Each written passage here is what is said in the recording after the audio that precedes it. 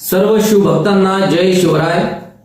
आपली विविध व्याख्यानमालेमधील व्याख्याने ऐकून अनेक श्रोत्यांनी विनंती केली होती, सर शिवरायांनी प्रत्यक्ष वापरलेली शस्त्रे यावरती आपण एखादा व्हिडिओ बनवा। खरं तर शिवरायांनी जी विविध शस्त्रे वापरली या सर्वांचा एक व्हिडिओ होणे तर शक्य नाही, खूप मोठा इतिहास आहे आणि शिवरायांच्या शस्त्रांना सुद्धा एक स्वतंत्र इतिहास आहे।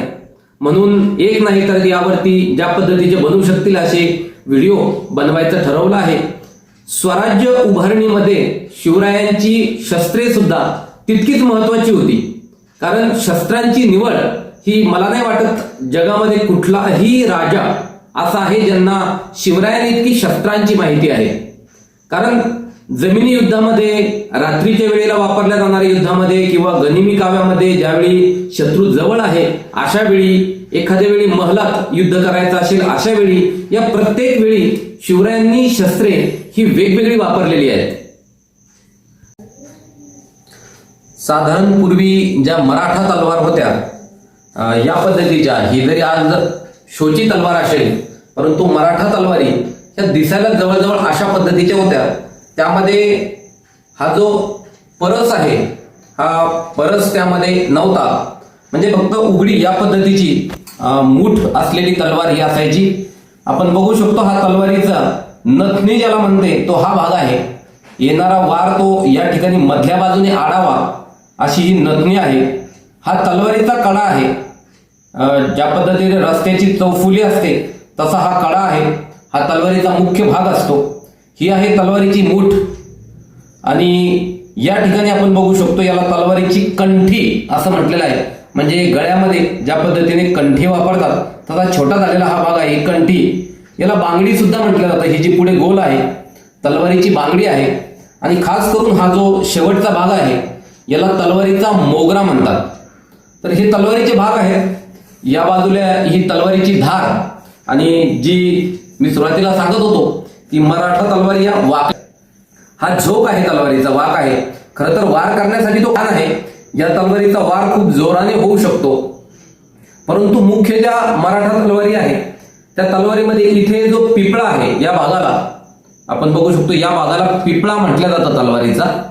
आणि हा पिपळा जो आहे तो धारदार नसायचा, त्यामुळे ज्यावेळी तलवार मारायचं काम पडेल तर वार करण्यासाठी योग्य, परंतु प्रत्यक्ष खुपसण्यासाठी ती तलवार व्यवस्थित नसायची। हे तलवारीचे भाग आपण प्रत्यक्ष बघतोय।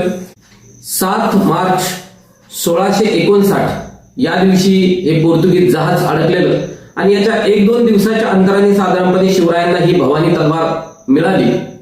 मार्च महिन्याच्या शेवटी आपण विचार करू, मार्च महिन्याच्या शेवटी किंवा साधारणपणे एप्रिलमध्ये भवानी मातेने शिवरायांच्या तलवारीमध्ये मी तलवार किंवा आशीर्वाद रूपाने राहील हे वचन शिवरायांना दिलेलं आहे।